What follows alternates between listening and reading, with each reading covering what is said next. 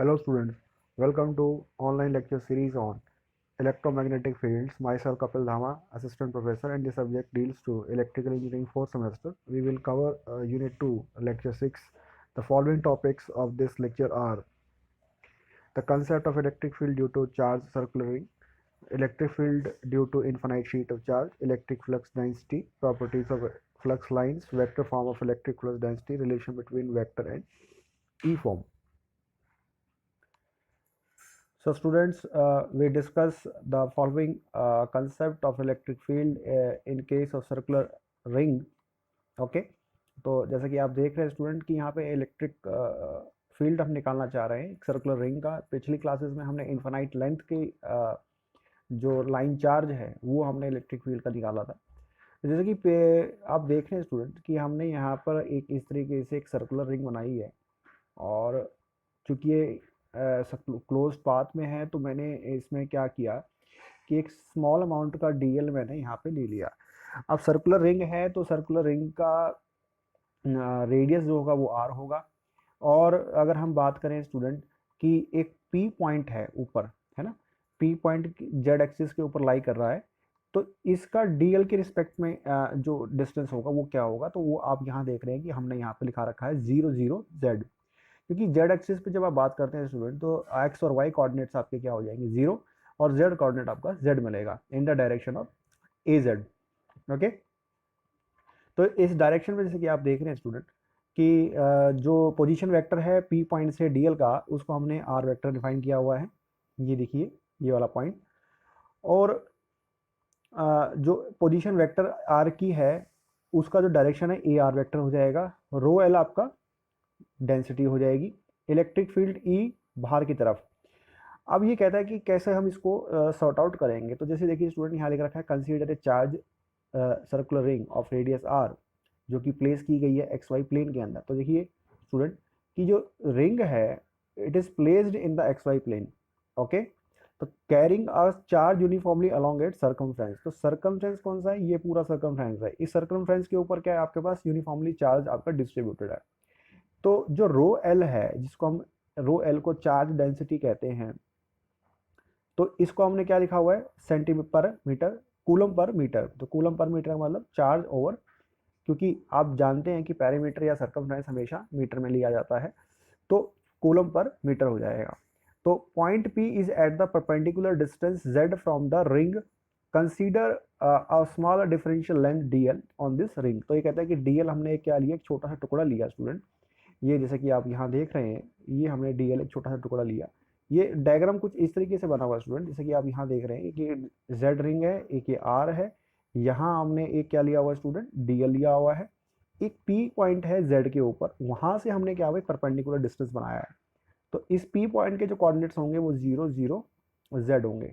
Okay, तो और ये पोजीशन वेक्टर है तो ये आर हो जाएगा, डिस्टेंस वेक्टर है तो ये आपका क्या हो जाएगा आर, और in the direction of A R vector. Okay, तो डी ए डी क्यू, क्योंकि जब डी एल हमने एक स्मॉल इनफाइनाइटनेसली वेरी स्मॉल वैल्यू हमने सेलेक्ट करी है, तो उसके ऊपर जो चार्ज इनक्लोज होगा वो क्या होगा, डी क्यू होगा। तो जाहिर सी बात है जो हमारा फॉर्मूला बनेगा वो क्या बनेगा, D Q is equal to rho L D L. I hope कि आप समझ पा रहे होंगे कि हमने पिछले लेक्चर में डिस्कशन कर लिया स्टूडेंट। बस अब क्या है कि जो कंसेप्ट है वो सर्कुलर रिंग पे लग रहा है, पिछला हमने किया था इनफाइनाइट लेंथ के ऊपर। तो डी ई का फॉर्मूला जैसे हमने देखा था 1/4 pi epsilon naught R square, और rho L it is not R Q student, जैसे यार नीचे देख रहे हैं आर क्यू नहीं है आर स्क्वायर है, और रो एल क्योंकि rho L R D phi A R, ठीक है ना। तो अब हमने करना क्या है स्टूडेंट कि आर स्क्वायर का जो फॉर्मूला होता है, R square that is your जो रेडियस है, तो आप देख रहे हैं कि ये कुछ इस तरीके से बन रहा है, ये आर है, ये कैपिटल आर है, और ये आपका जेड है। तो क्या बनेगा, आर स्क्वायर की वैल्यू क्या बनेगी, क्योंकि ये हाइपोटेन्यूज है ये परपेंडिकुलर है, तो ये बेस होगा ये परपेंडिकुलर हो गया, तो R square plus Z square हो गया। तो वही वैल्यू हमने क्या किया स्टूडेंट, नीचे देखो यहाँ इस सेकंड स्टेप के अंदर पुटअप कर दी। तो R square plus Z square, ठीक है, R square plus Z square का स्क्वायर नहीं होगा क्योंकि आर स्क्वायर की डायरेक्ट वैल्यू हम जो है यहाँ से पुटअप कर रहे हैं। ओके, और इन डायरेक्शन जो ए आर का जो डायरेक्शन होगा वो क्या होगा, R magnitude R vector divide by magnitude होगा आर वेक्टर।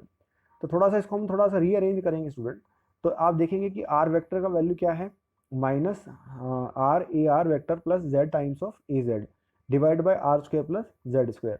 तो इस तरीके से मैंने क्या किया कि पूरी इक्वेशंस को रीअरेंज कर दिया। तो रीअरेंज करने के बाद स्टूडेंट इक्वेशंस हमारी जो बनेगी वो कुछ इस तरीके से बन के आएगी, ये वाला फॉर्मूला। अब वो कहता है कि अगर ए आर ये जो आ रहा है ए आर, इसको हम नेग्लेक्ट करें कंपोनेंट को, तो डी हमारा जो बनेगा वो क्या बनेगा, देखिए rho L R D phi ये तो है ही, अब इसको हमने नेग्लेक्ट कर दिया तो हमारे पास क्या बचा ए जेड, ठीक है, 4 pi epsilon naught R square plus Z square, बाकी सारी वैल्यू हमारे पास सही है। अब अगर इसकी लिमिट की बात करें स्टूडेंट, तो आप जानते हैं कि जो सर्कुलर रिंग है, एक कंप्लीट रेवोल्यूशन कितने में होता है उसका, एक कंप्लीट रेवोल्यूशन 2 पाई तक होता है, जीरो से लेकर वो 2 पाई करेगा, तो फाई की इक्वल टू क्या होगा स्टूडेंट, जीरो से लेकर 2 पाई हो गया, और वैल्यू को हम क्या कर रहे हैं, इंटीग्रेट कर रहे हैं with respect to D phi. अब इसमें से आप ये देखिए स्टूडेंट कि रो एल आर और Z 4 pi epsilon naught R square plus Z square की power 3/2, this is the constant quantity जो कि बाहर आ गई। अब जब बाहर सारा ही टर्म बाहर आ गया तो अंदर क्या बचा, खाली 1, तो 1 का इंटीग्रेशन क्या होता है with respect to D phi, जैसे हमने पिछली बार सीखा था, तो डी फाई का विद रिस्पेक्ट टू 1 क्या इंटीग्रेशन होगा, 5 होगा, तो 5 का लिमिट हम कैसे करेंगे, 0 से लेकर 2 पाई करेंगे, ए जेड हो जाएगा। ओके, तो जैसे ही आपने फाई की वैल्यू डाली और upper limit minus lower limit, 2 pi minus 0, तो 2 पाई से 4 पाई कैंसिल आउट हुआ तो मुझे 2 मिल गया। तो in this way I will able to calculate the value of E in this manner. तो दिस इज द, अब ये जो ई निकाला है आपने, ये किसके लिए निकाला है, पॉइंट पी के लिए। जैसे कि आप देख रहे हैं स्टूडेंट, हमने जो डायग्राम बनाया था वो इस तरीके से बनाया था, पॉइंट पी मेरा यहाँ था और हमने यहाँ पे ये डीएल लिया था, तो डीएल जो 0 0 इसके जो कोऑर्डिनेट्स थे, यहाँ से इस डायरेक्शन में जो ए निकल रहा है बाहर की तरफ, तो ये उसकी वैल्यू निकली है ये वाली, तो पी के कोऑर्डिनेट्स क्या है 0 0 जेड होंगे। तो due to the circular ring of the radius R pointed in the X Y plane. I hope कि स्टूडेंट्स आपको समझ में आया होगा। तो इलेक्ट्रिक फील्ड, अब बात करते हैं कि electric field due to infinite sheet of charge. तो यहाँ पे इन्फानाइट शीट ऑफ चार्ज के बारे में डिस्कशन कर रहे हैं। तो consider N infinite sheet of charge having infinite charge density. अब देखो इन्फानाइट शीट है, तो शीट का मतलब यानी कि उसके 2 डायमेंशनल में होगा। जैसे कि अगर मैं इसकी तरह की बात करूँ तो ये 2 डायमेंशनल है ना, 2 डायमेंशनल है, तो इसका मतलब ये एक्स होगा, ये वाई होगा, कुछ भी हो सकता है। इट मे बी कि ये जेड और ये वाई हो जाए, इट मे बी ये आपका एक्स और जेड हो जाए, कुछ भी हो सकता है। तो ये एक्स वाई प्लेन में हम मान के चल रहे हैं कि ये एक्स वाई प्लेन के अंदर है। तो जो डी ई बनेगा वो क्या बनेगा, ये बनेगा आपका। ओके, तो जैसे कि आप देख रहे हैं मैंने कि यहाँ पे आप सर्कुलर रिंग ना लेके मैंने कुछ एक ऐसी इन्फानाइट शीट ऑफ चार्ज ले ली, जैसे कि आप यहाँ देख रहे हैं इस डायग्राम के अंदर। तो जेड की वैल्यू 0 है एक्स वाई प्लेन में, बट ऑब्वियस ही बात है। तो जहाँ आपका सर्कुलर रिंग का कंसेप्ट था वहाँ हमने एक सरफेस ले लिया जिसकी इन्फानाइट शीट ऑफ चार्ज है।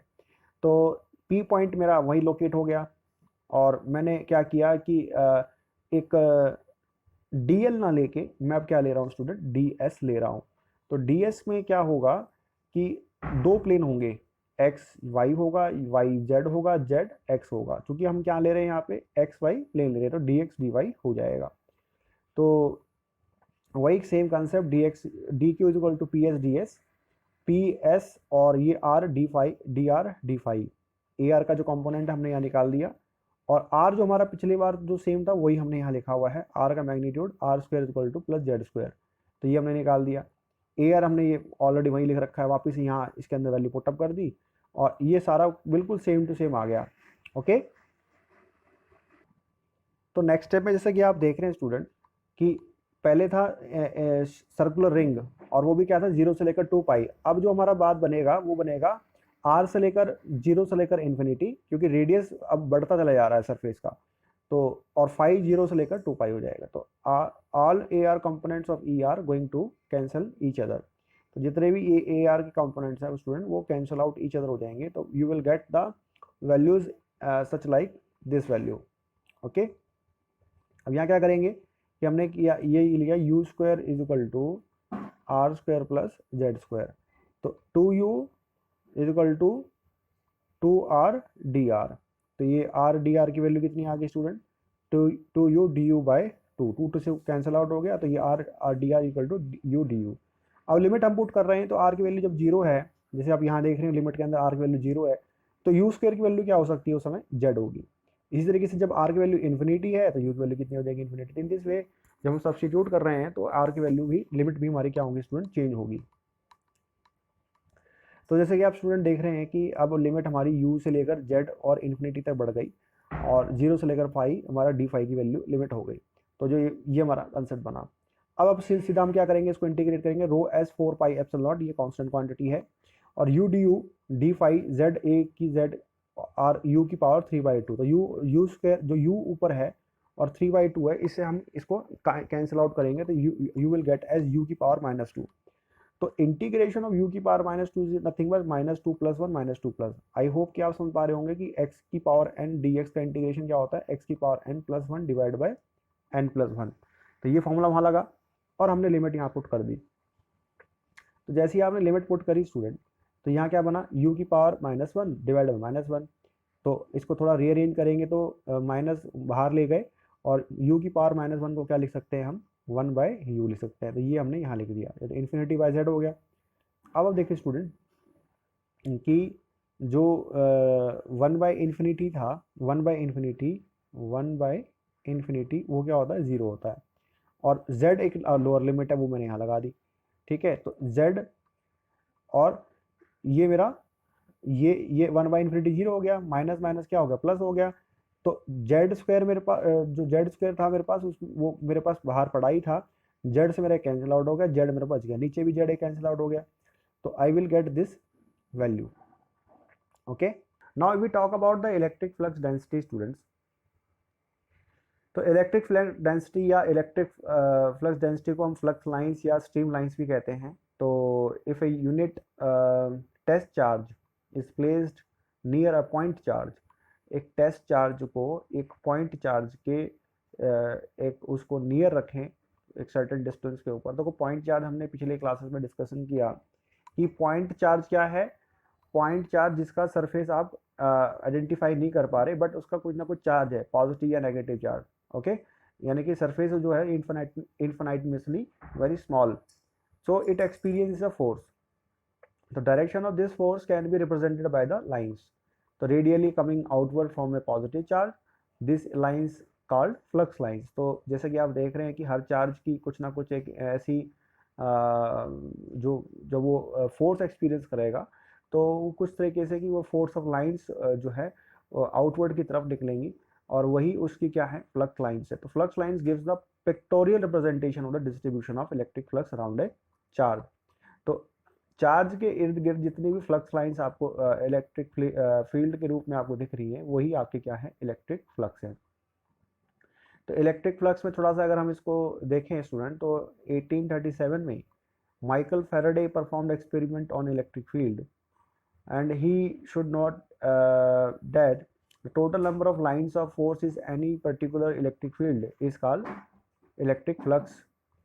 So it is represented by psi and unit of electric flux is coulomb. तो कूलम की जो SI यूनिट है वो कूलम है।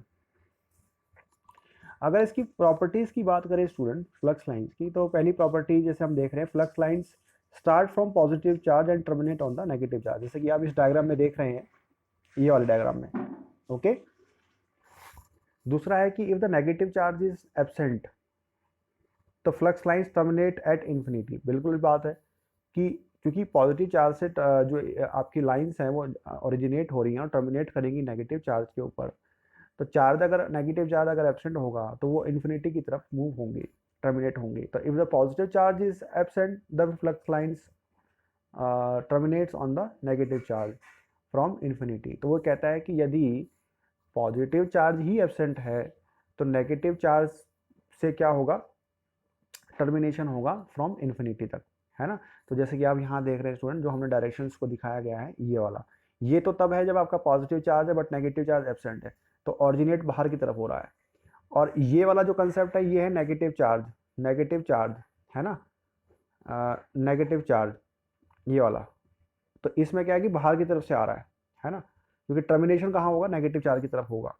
ओके, थर्ड है कि if the electric field is stronger these are more number of lines। तो जैसे जैसे आप देखते हैं कि चार्ज की जो टेंडेंसी है वो ज़्यादा होगी तो इलेक्ट्रिक फ्लक्स लाइंस भी ज़्यादा होंगी। Lines are parallel and near cross each other, so ये भी एक पॉइंट है। पांचवा, linear lines are independent of the medium in the which the charge are placed. तो ये कहता है कि जो जिस मीडियम में आपका चार्ज प्लेस्ड है तो वो उसके इंडिपेंडेंट होती हैं। 6 पॉइंट है कि लाइंस ऑलवेज एंटर और leave the charge surface normally, normally यानी परपेंडिकुलरली। तो if the charge on a body is positive negative, यानी कुछ भी हो सकता है, then the total number of lines originate or terminating on it is also q। Okay, तो electric flux Sai, इसको हमने कूलम से रिप्रेजेंट किया है, तो डिस्प्लेसमेंट फ्लक्स भी बोलते हैं या इलेक्ट्रिक फ्लक्स भी बोलते हैं। तो इलेक्ट्रिक फ्लक्स जो है स्टूडेंट वो स्केलर क्वांटिटी है और स्केलर फील्ड है, और डेंसिटी जो है वो एसोसिएटेड है वेक्टर फील्ड से। ओके, तो these are the some properties which we discuss in the electric flux lines. अब बात करते हैं कि student explanation about electric flux density. तो इलेक्ट्रिक फ्लक्स डेंसिटी को अगर हम डिफाइन करें, क्योंकि एक वेक्टर फील्ड की कंसेप्ट को डिफाइन करता है, तो net flux passing through the unit surface area is the electric flux density. तो कहता है कि किसी पर यूनिट सरफेस एरिया से जितनी आपकी फ्लक्स पास होती हैं उसी को ही हम क्या कहते हैं स्टूडेंट, इलेक्ट्रिक फ्लक्स डेंसिटी। तो इलेक्ट्रिक फ्लक्स डेंसिटी का जो फॉर्मूला है वो क्या है, D density is equal to psi divide by S, S means surface. तो it is also called as displacement density और डिस्प्लेसमेंट फ्लक्स डेंसिटी।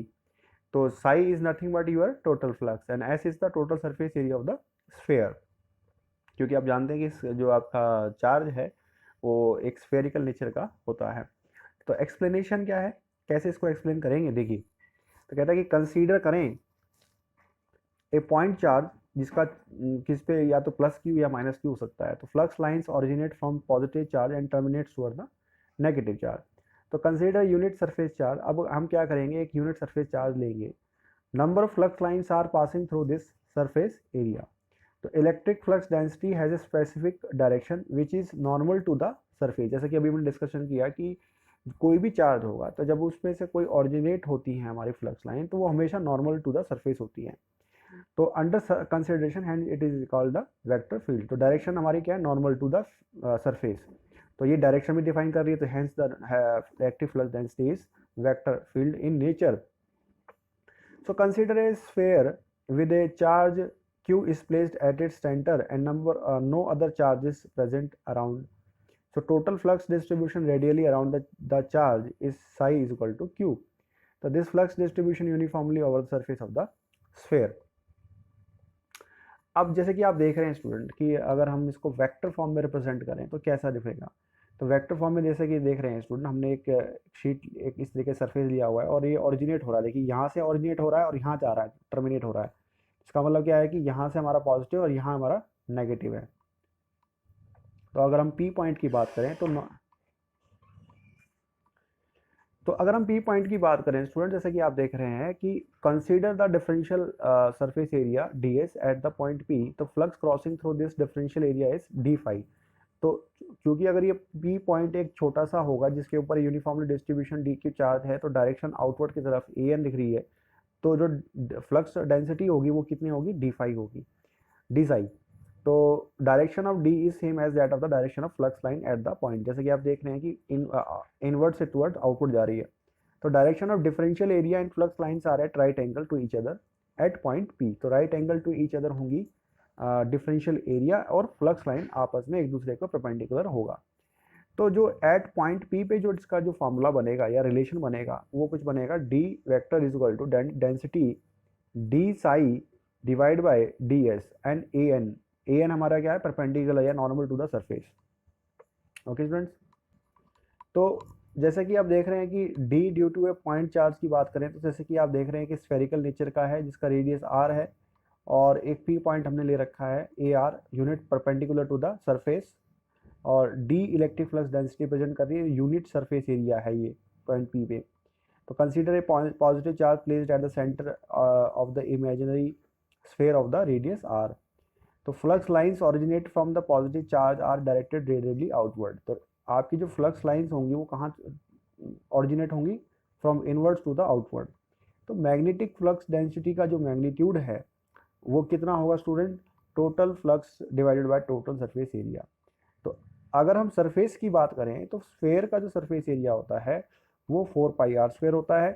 तो इसका जो टोटल सरफेस एरिया का जो रिलेशन बनेगा, D magnitude is equal to total flux, क्योंकि ये पूरा ही एक पॉइंट चार्ज है तो उसके ऊपर क्यू लिख रखा है 4πr²।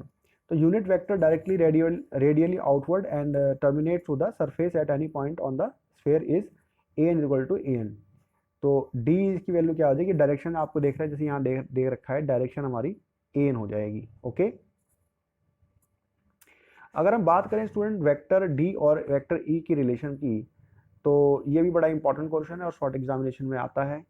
तो e at a distance r from a positive charge is, तो ये हमने पिछले अभी रिलेशंस में काफ़ी बार देख लिया है इस फॉर्मूले को।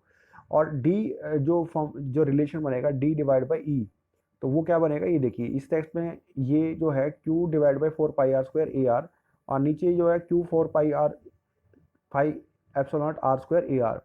तो यहाँ पे जो बचेगा नेट वो क्या बचेगा, ई नॉट एप्सिलॉन नॉट बचेगा।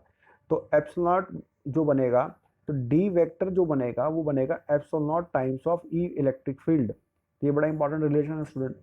तो अब चूंकि आप देख रहे हैं कि एप्सिलॉन नॉट है परमिटिविटी, तो एप्सिलॉन नॉट अगर की बात करें तो फॉर फ्री स्पेस के लिए जैसे ये दिख रखा है, और अगर आप किसी मीडियम की तरह बात करें यदि फ्री स्पेस के अलावा, तो वो एप्सिलॉन है। तो D और E यानी फ्लक्स डेंसिटी और इलेक्ट्रिक फील्ड हमेशा दोनों एक्ट करती हैं सेम डायरेक्शन में। ओके, तो E is a function of E epsilon not, but D is not.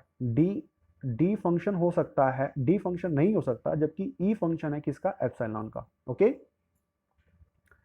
अब जैसे की बात करें electric flux density for various charge distribution student, तो इसमें वही जैसे कि हम 3 पॉइंट डिस्कशन कर रहे हैं, line charge, surface charge and volume charge. तो लाइन चार्ज में जैसे कि आप देख रहे हैं कि for a line charge of uniform density of rho L, तो जैसे कि लाइन चार्ज में हम इसी को इंटीग्रेट करते हैं लेंथ के अक्रॉस रो एल डी एल। तो डी क्या है, अभी निकाला हमने 4πr², तो हमने सीधा इसके अंदर क्या कर दिया स्टूडेंट, पुट अप कर दिया। तो इन्फिनाइट लाइन चार्ज के लिए क्या हो जाएगा, rho L divide by 2π epsilon naught R A R. तो इसको हमने डायरेक्ट हमने इस रिलेशन के अंदर पुट अप कर दिया, तो ये हमारा एप्सिलॉन नॉट से एप्सिलॉन कैंसिल आउट हो गया। हमारे को क्या मिला student, D vector equal to rho L divide by 2π R A R. Okay, अगर हम सरफेस एरिया की बात करें स्टूडेंट, तो सरफेस एरिया चूंकि ये 2 डायमेंशनल नेचर को डिफाइन करता है, तो रो एस जो होगा इंटू डी एस। तो डी हमने अभी पहले निकाला, उसके अंदर वैल्यू पुटअप करी, और ई की वैल्यू हम जानते हैं, अभी निकाली हमने ई वैल्यू, तो ये हमने यहाँ डाल दिया। तो हमारा क्या जो डी का और जो फॉर्मूला बना है वो क्या बना, ये बना P S divide by 2। Volume charge के बारे में बात करें तो volume is the scalar quantity, rho V D V. तो ई की वैल्यू क्या है, Q divide by 4π epsilon naught r²। तो हमने यहाँ डाल दी इक्वेशन, तो ये हमारा आंसर निकल के आ गया। तो जैसे कि आप देख रहे हैं स्टूडेंट, ये इंपॉर्टेंट है तो हमें इसको कंसीडर करना चाहिए। तो इस लेक्चर में इतना ही स्टूडेंट, आने वाले लेक्चर्स में और टॉपिक को डिस्कस करेंगे। तब तक के लिए थैंक यू।